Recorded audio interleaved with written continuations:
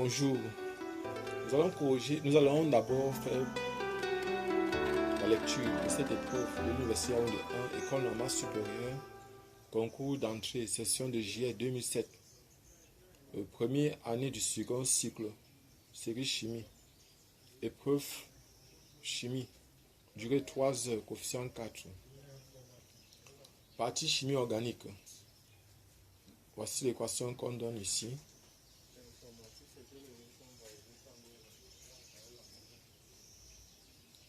Voilà ça.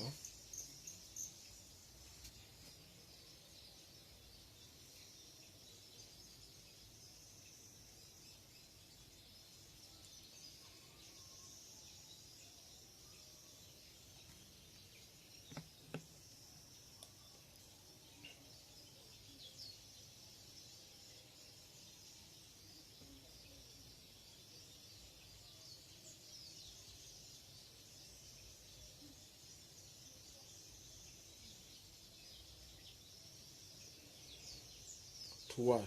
Déterminer le mécanisme de la réaction. J donne K1. Justifier que K1 est majoritaire. Devant K2, majorité devant K2. En déduit la formule topologique de K1 et K2.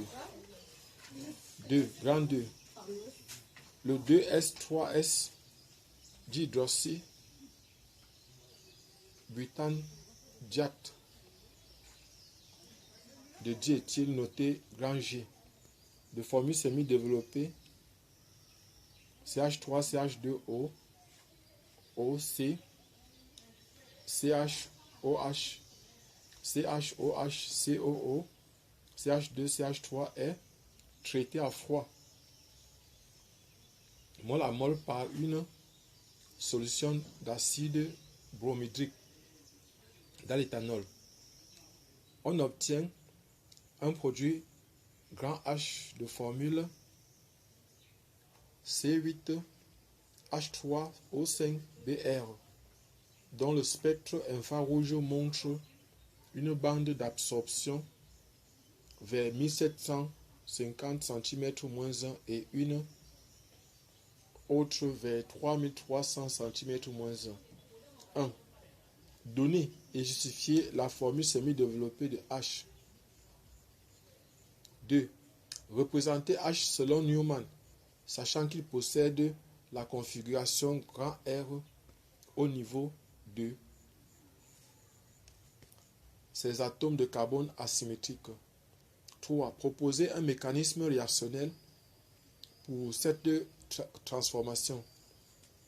4.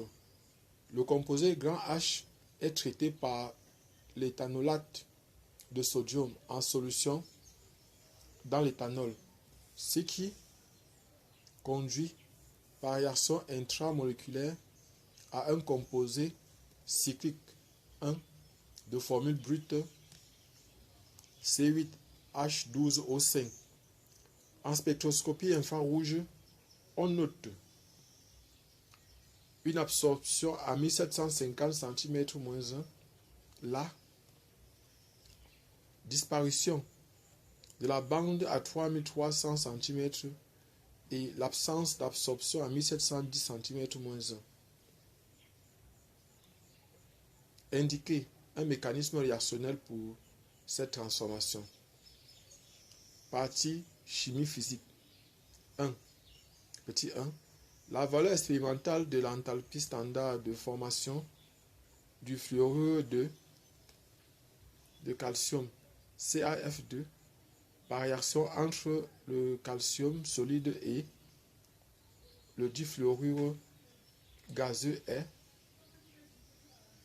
1220 kJ par mol. Le fluorure de calcium est un solide cristallin ionique. Quelle est la valeur de son énergie réticulaire? Donnée. Enthalpie de sublimation du calcium 1293 kJ par mol.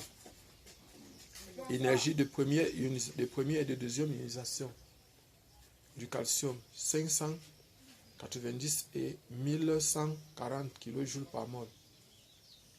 Enthalpie de la liaison FF moins 158 kJ par mol. Affinité électronique du fluor, moins 228 kJ par mol. Grand 2.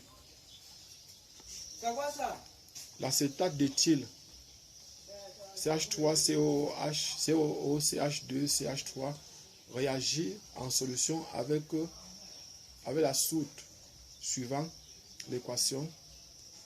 Voilà l'équation.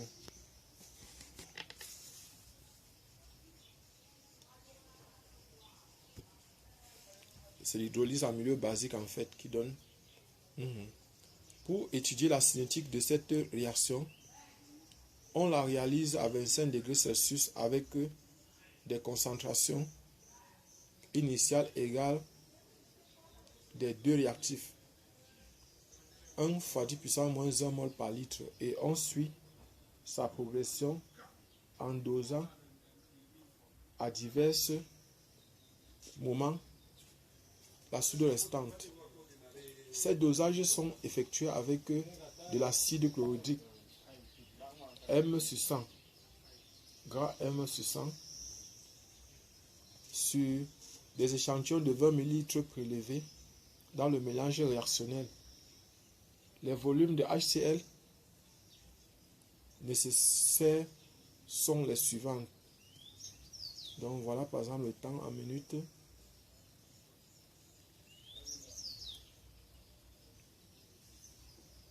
Petit a. Quel est l'ordre global de la réaction? Peut-on déduire de ces résultats les ordres partiels par rapport aux deux réactifs? Petit b. Quelle est la valeur de sa constante de vitesse? Quelle est celle de la vitesse initiale?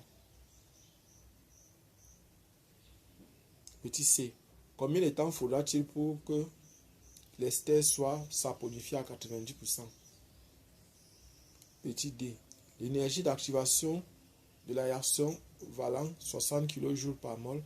En combien de temps le même résultat serait-il atteint à 50 degrés Celsius? Partie chimie inorganique. 1. Grand 1. On considère l'ion complexe grand M NH3 2+, c'est 3+, indice 6. Quelle est la géométrie de cet ion complexe? Petit 2. Sachant que grand M est un métal de transition directe de numéro atomique Z, donnez la structure électronique globale de l'ion M3+, on donne 22 inférieur ou égal à Z inférieur ou égal à 29.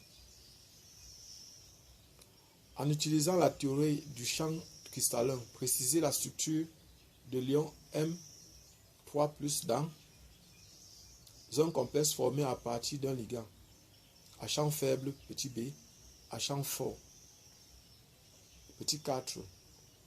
Le moment magnétique de l'ion complexe M NH3 6 est nul. Petit a. Donne la configuration électronique de l'ion de M3+ et en déduit le métal dont il est issu. Petit b. Quelle est la force du ligand NH3 vis-à-vis du métal trouvé plus haut? Petit c. Nommez systématiquement cet ion complexe. On donne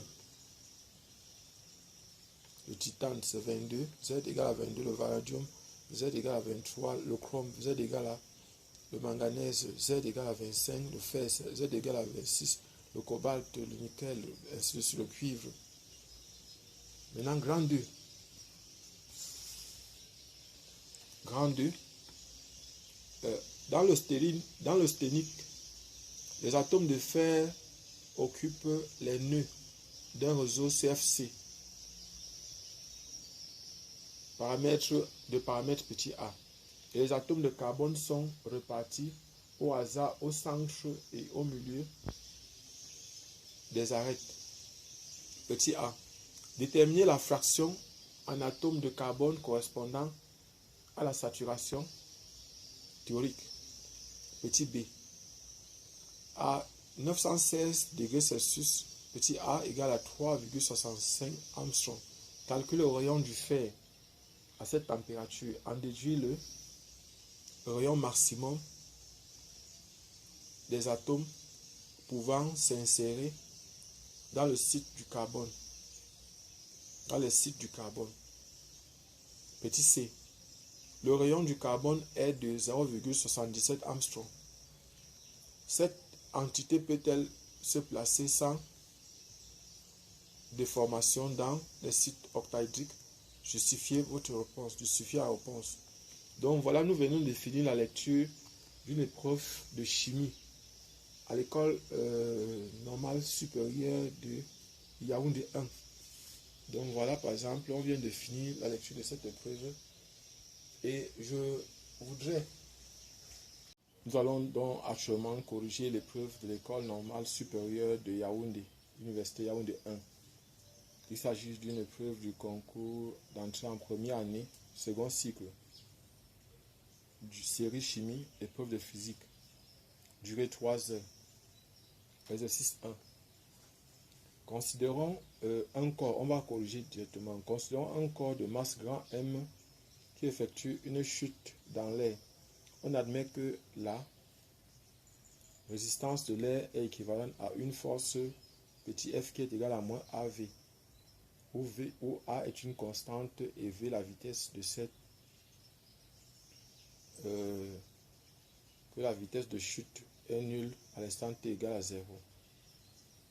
On donne G égale à 10 mètres par seconde carré. Petit a. Fait l'inventaire des forces qui agissent sur le corps de masse M. Donc, solution. Solution, exercice 1. Exercice 1. Donc, nous sommes à la question petit a. Donc, voici par exemple un corps qui descend en chute libre. Donc, ici, on a le poids. Donc, en chute, pas en chute libre. Ici, on a la force de résistance petit f. Et ici, on a aussi maintenant la poussée d'Archimède, pi. Donc, bilan des forces agissant sur le système. Donc, bilan des forces agissant sur le système. Bien sûr, au corps de masse grand M. Donc, on a ici pi, qui est la poussée d'Archimède. Poussée d'Archimède. Poussée d'Archimède. On a ici P, mg, qui est le poids du corps. C'est grand M ici. Grand M du corps de masse grand M. On a ici F, qui est la force de frottement. Force de frottement.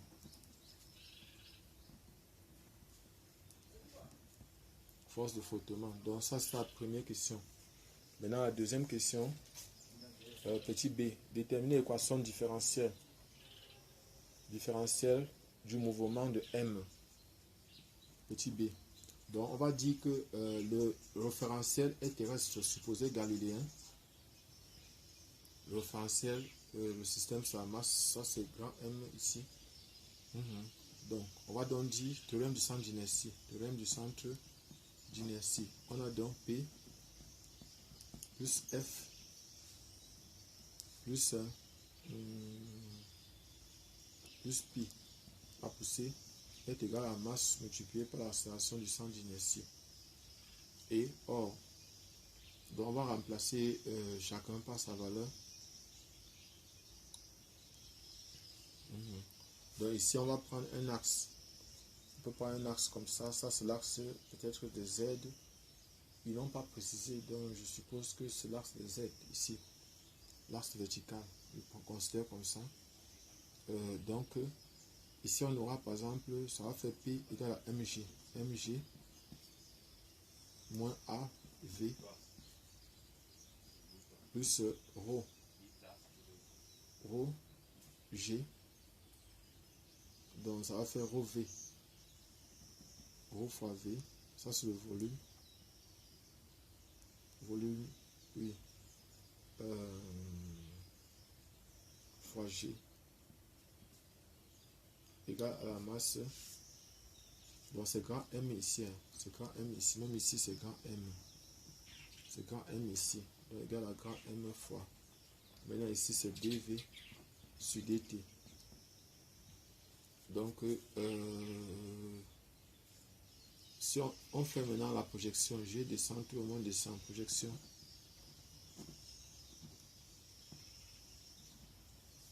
Sur l'axe de Z. Sur Z.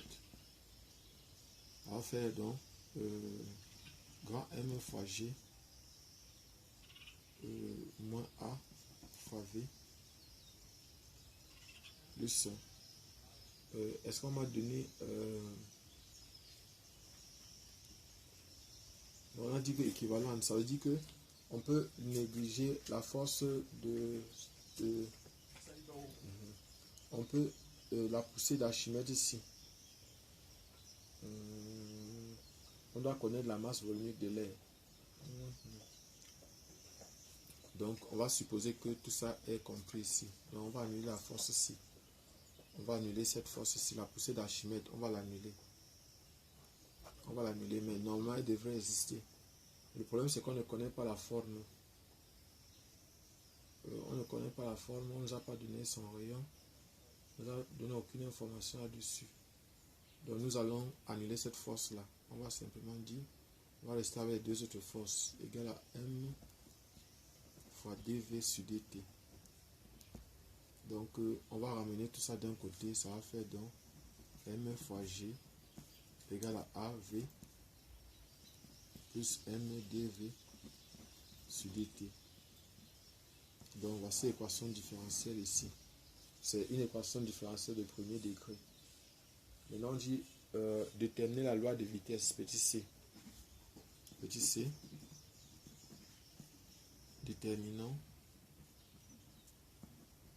la loi des vitesses.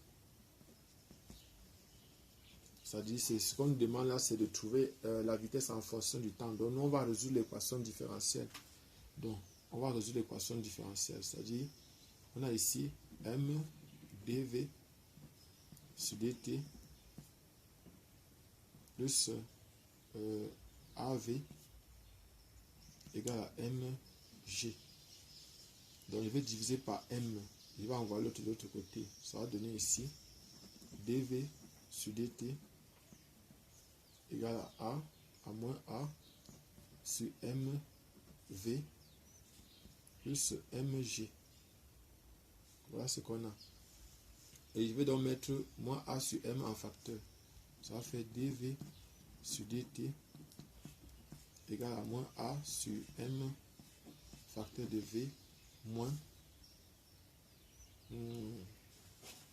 bon, on va faire moins g sur a, moins g sur a, je crois. Voici multiplié, a se simplifie, ça va faire plus g sur m.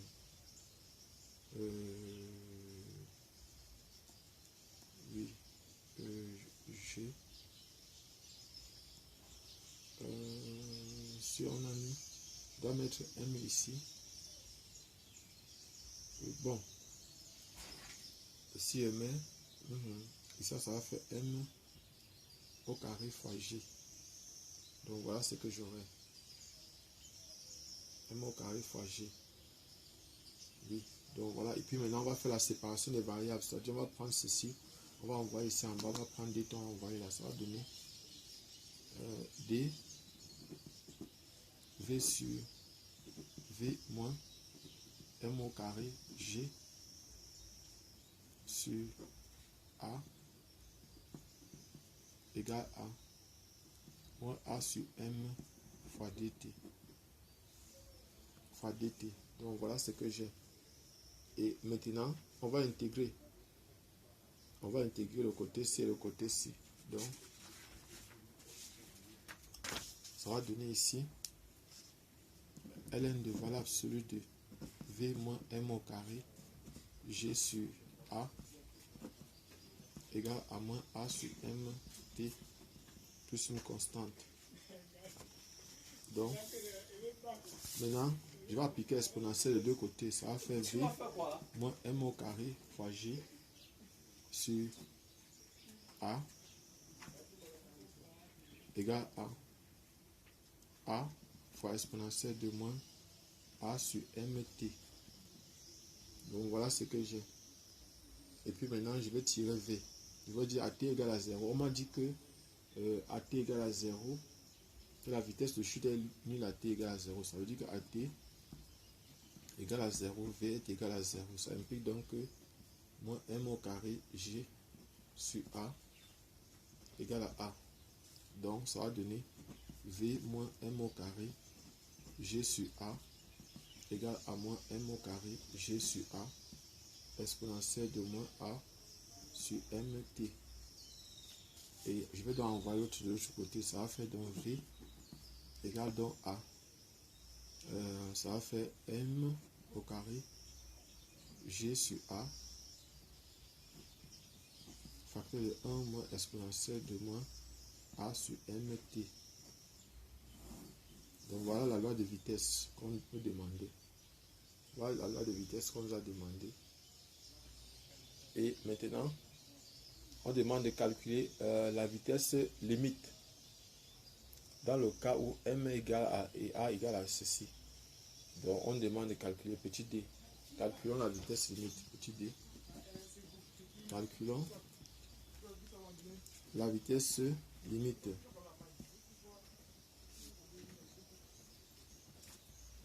Bon, en fait, ce qu'il faut savoir, c'est que quoi? C'est que la vitesse limite VL est égale à la limite de V quand t tend vers plus infini. Donc, ça va faire limite de toute l'expression ci. Or, quand t tend vers plus infini, l'expression ci tend vers 0. Donc, la vitesse limite va donner simplement cette expression ci, c'est-à-dire ça va donner, ici c'est m au carré g sur a facteur de 1 moins exponentielle de moins a sur mt.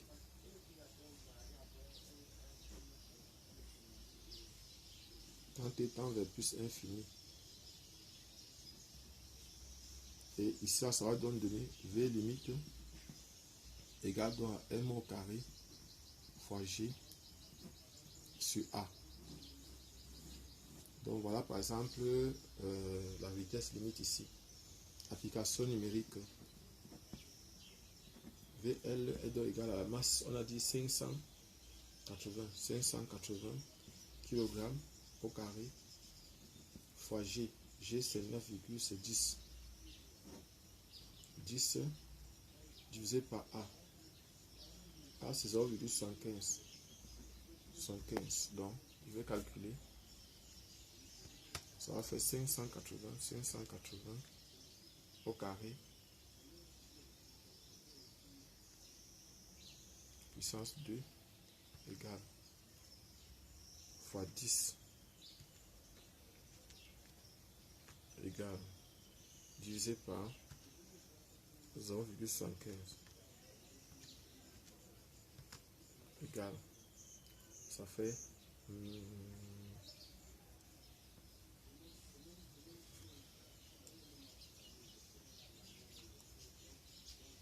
4,48. Ça va faire 4,48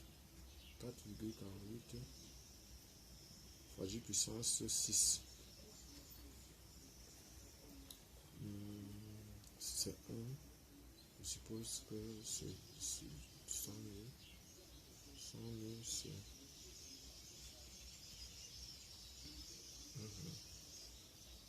10 puissance 6.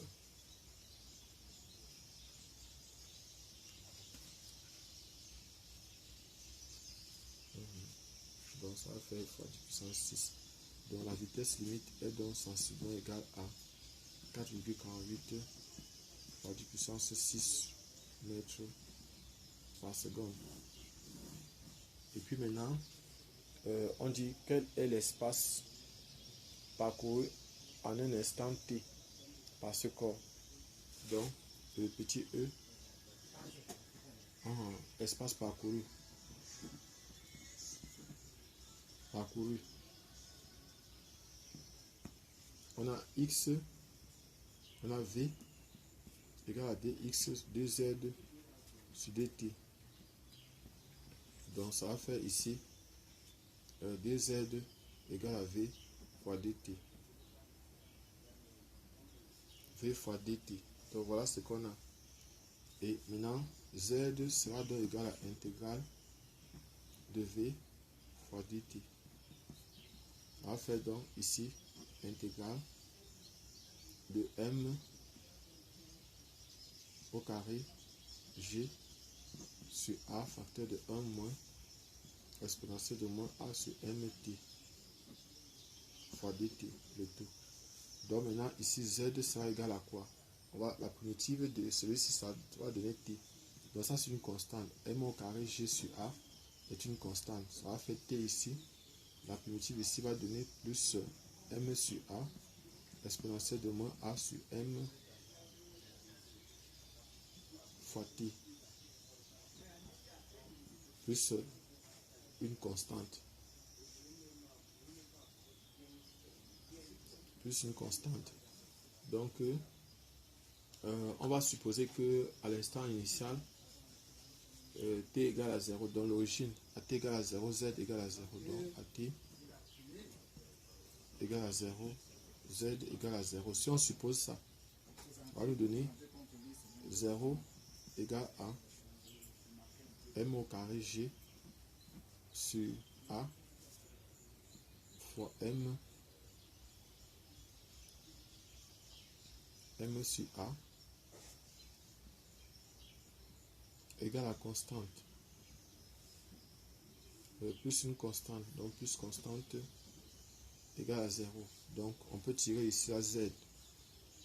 Donc z sera donc égal à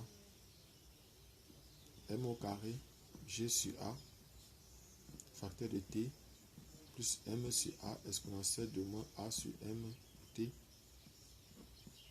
moins m puissance 3 g sur a au carré. Donc voilà ce qu'on a.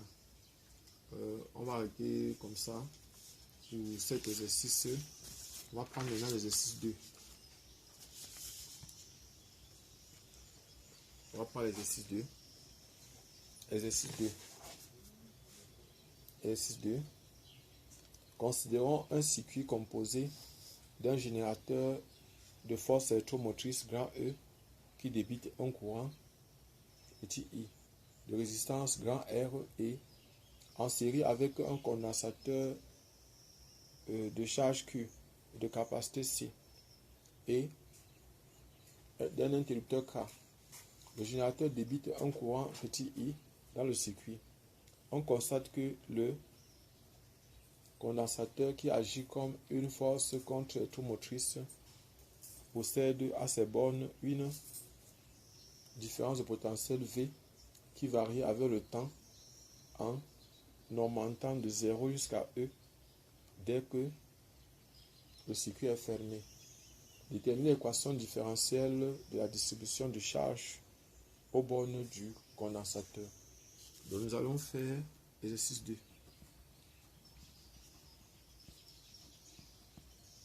On va faire le schéma du montage. On nous a dit qu'il y a un condensateur. Voici le condensateur de capacité C. Il y a une force électromotrice. C'est ça ici. Force électromotrice E. Il y a un interrupteur K. Ça c'est K. Il y a une résistance. Donc voilà ce qui constitue notre circuit. Ici c'est R. Voilà ce qui constitue notre circuit.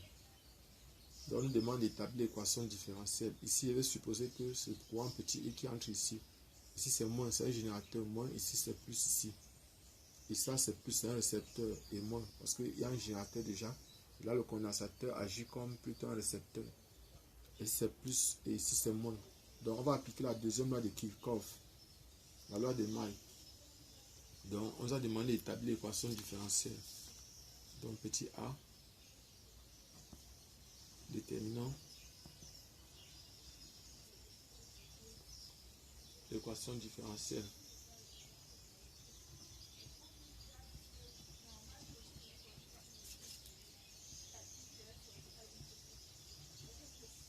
Déterminant l'équation différentielle. Donc maintenant, ici, on va donc appliquer, on va prendre par exemple les bornes d'entrée.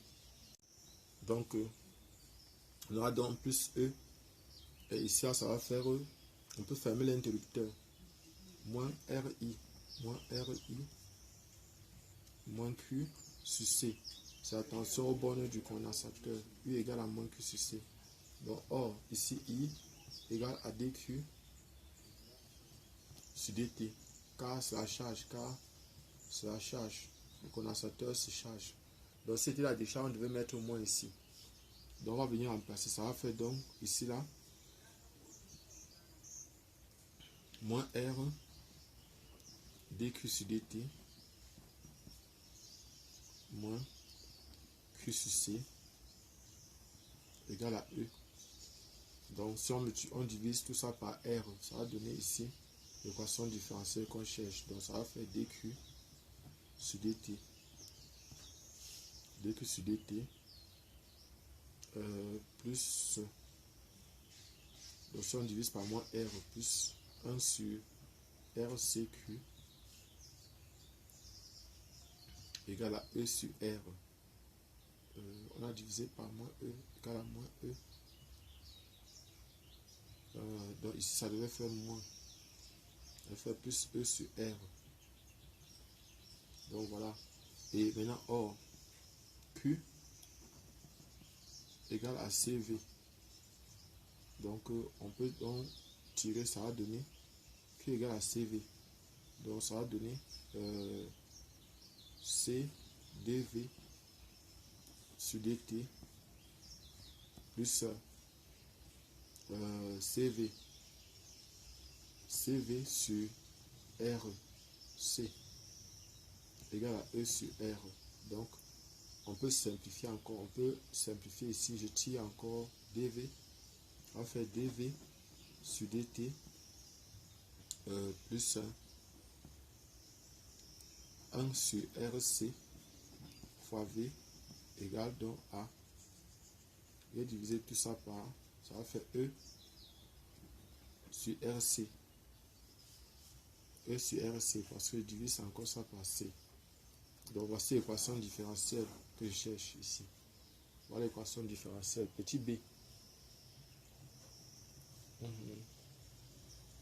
Alors, au borne de la charge Q, borne du condensateur. Donc s'il faut trouver l'équation différentielle avec la charge Q, c'est ça ici, hein. dQ sur dt plus 1 sur RC Q égale à E sur R. Donc voici l'équation différentielle avec la charge Q ici. C'est ça ici. J'ai trouvé ici avec V. Petit b. Établir l'équation de la distribution de charge en fonction du temps. Donc on va résoudre l'équation différentielle. On va résoudre dans cette équation différentielle-ci. On va la résoudre. Je vais donc tirer dQ sur dt. dQ sur dt. Donc ça c'est petit b.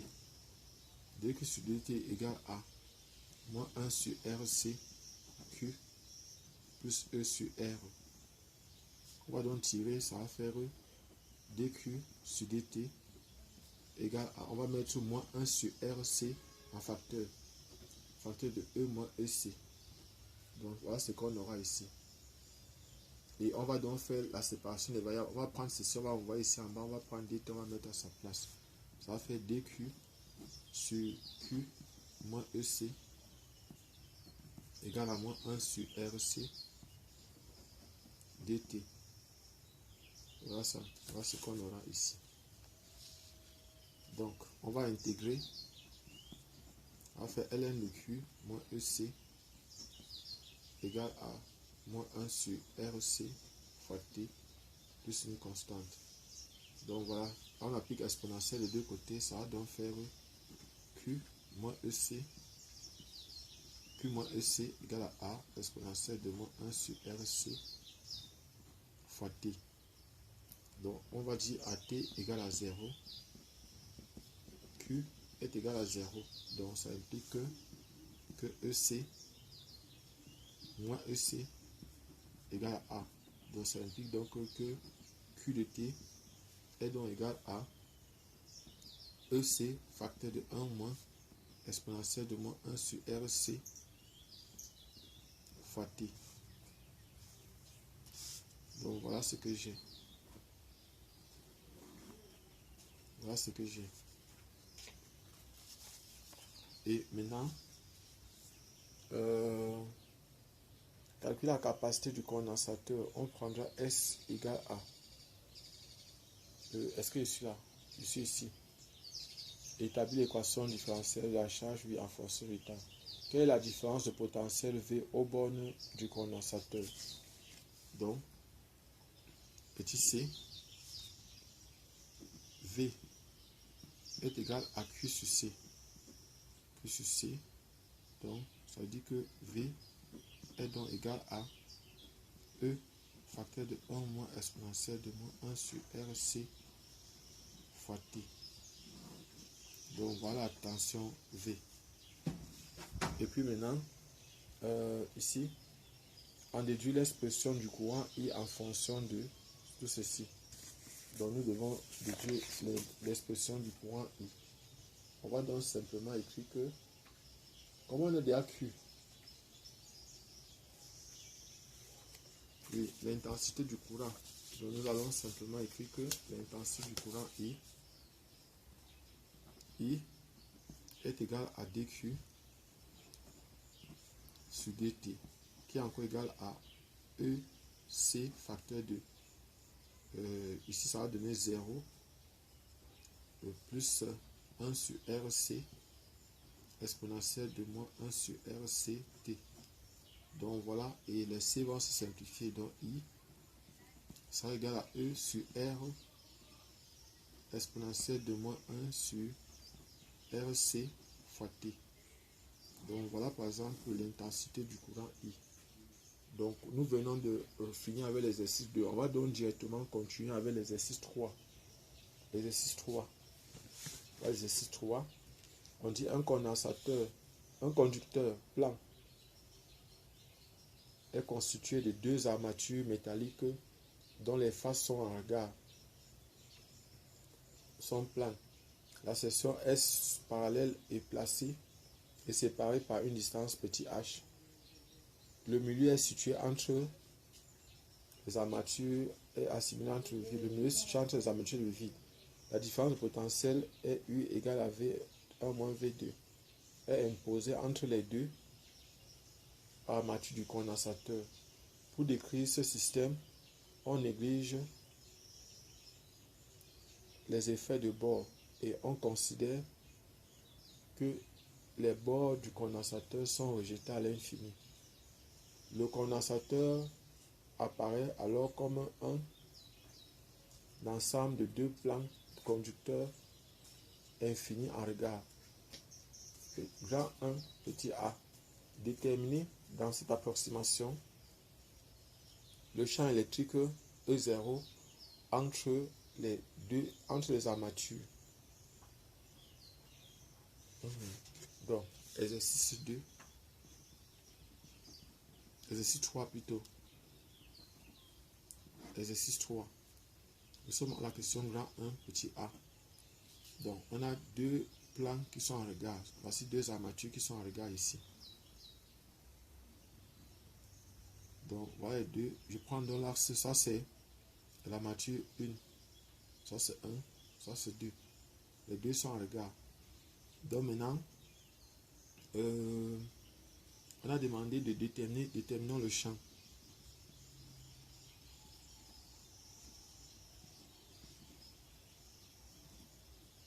Entre les deux armatures. Donc ici, la densité surfacique, c'est sigma. La densité surfacique, c'est encore, donc il y a un qui est chargé plus et l'autre est chargé moins. Donc ça, c'est le 1 et 2. Donc je vais supposer que ici, c'est plus. Ici, c'est mais bon. Mettons ici, là, plus ici et moins ici. Donc voilà, par exemple, je vais donc prendre, on va appliquer le théorème de Gauss. le théorème de Gauss, on va prendre un cylindre ici, par rapport au premier plan.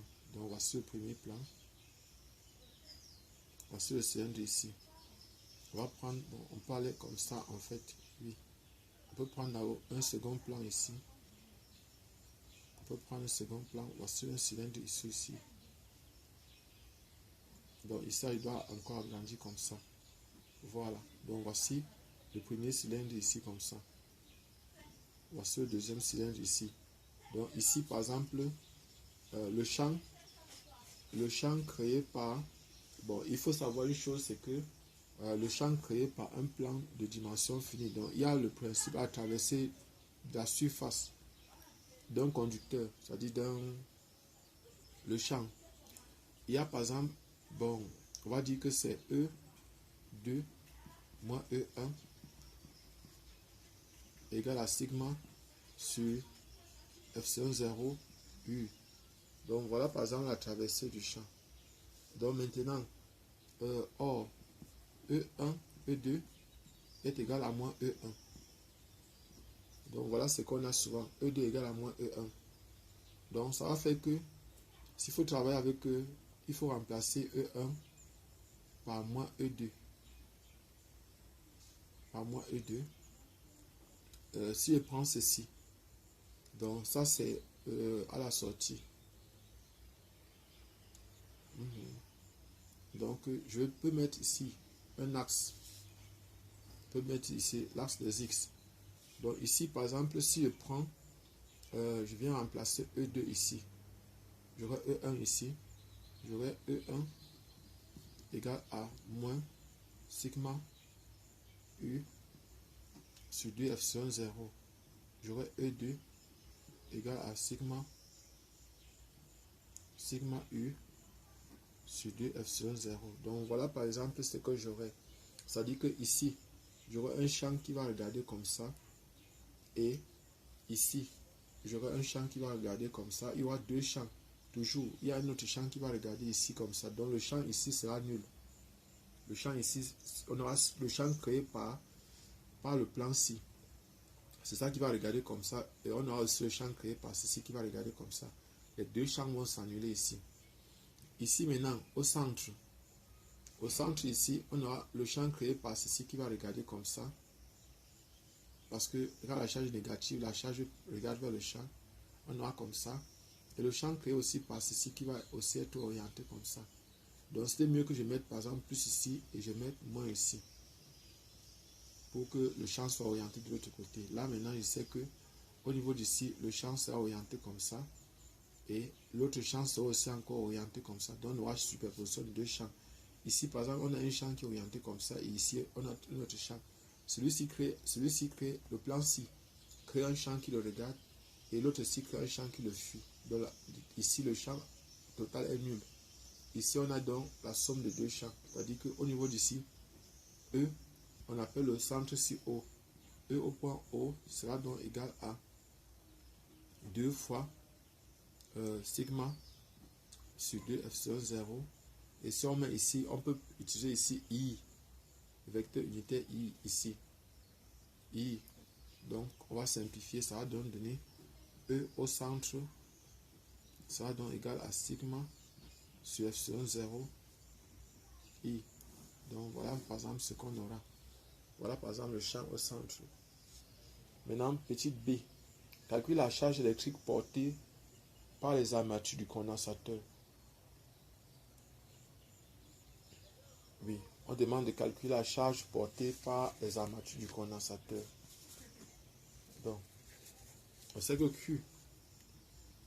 Donc, petit b. Calculons la charge portée par les armatures du condensateur.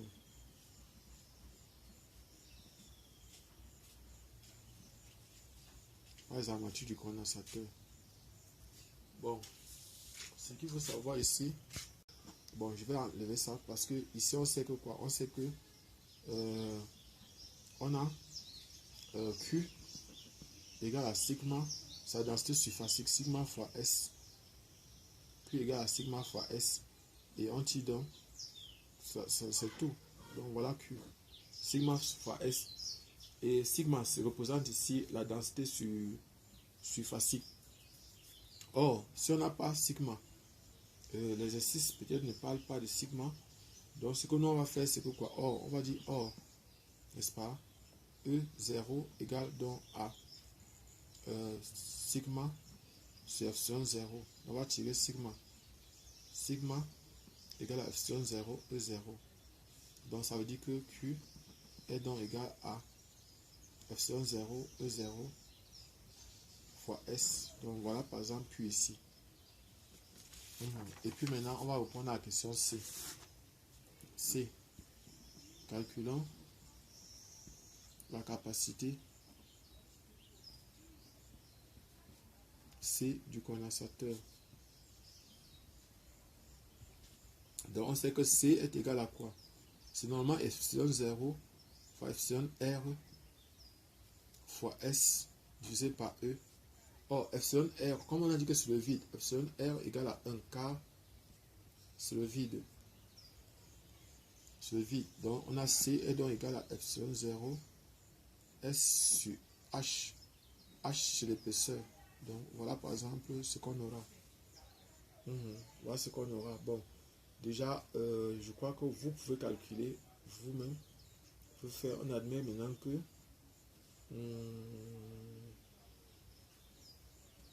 bon, on peut faire l'application numérique. Maintenant 2. On dit qu'on admet que le milieu existant entre les armatures et l'air, dont la permittivité est proche de celle du vide, et que le champ électrique est d'environ, donc on suppose maintenant que E0 est d'environ 3 fois 10 puissance 6 volts par mètre. Petit a. Calcule la charge des armatures. Donc petit a. Calculons la charge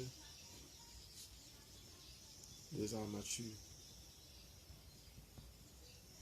Donc on a E0, ça signifie que on sait que Q, on a vu tout à l'heure que Q est égal à quoi? À epsilon E0 S.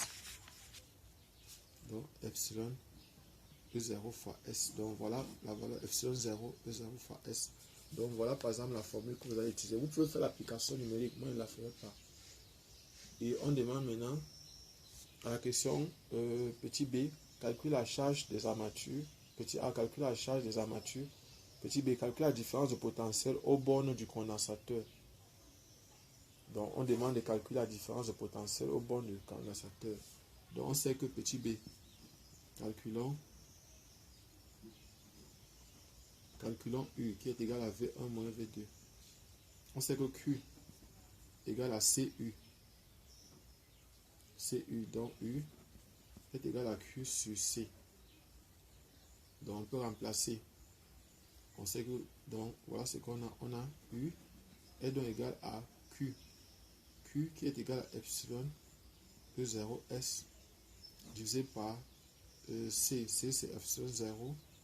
C'est epsilon 0 ici. S sur H. Donc U sera donc égal à quoi? On peut simplifier.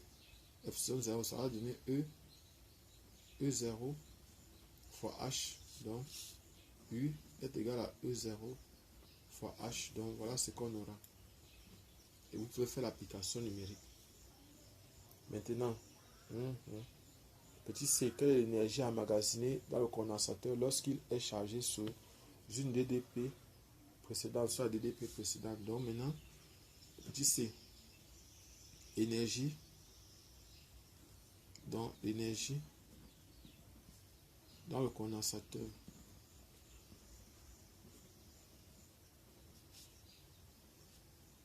WC égale à 1 demi de QU.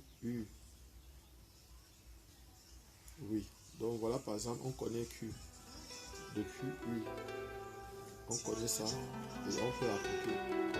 connaît qui, on connaît où, on a calculé tout à l'heure. Donc voilà, abonnez-vous, partagez la vidéo, merci.